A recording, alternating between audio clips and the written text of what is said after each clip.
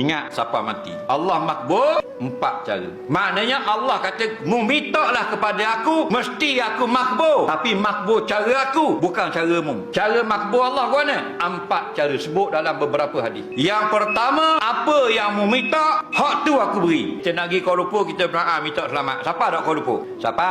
Balik KL nak balik Kuala Liban, doa pula tak? Doa. Siapa? Apa yang kita minta, itu yang Allah beri. Kita pergi Mekah minta selamat naik kapal terbang pergi balik, kat mana orang pergi selamat balik selamat, betul tak? Itu nombor 1. Apa yang kita minta, Allah beri. Nombor 2, apa yang kita minta, dia tak beri selalu, dia beri lain kali. Kita minta hari ni, dia beri bila-bila. Tu banyak juga. Contohnya kita minta yang murah rezeki, tak beri. 20 tahun dah akan datang baru murah rezeki. Kita dah ingat kalau kita minta itu minta murah rezeki. Kita dah ingat hari ni, oh bijak aku. Padahal 20 tahun lepas mu ada minta, Allah tangguh 20 tahun baru murah rezeki. Yang ketiga, mu minta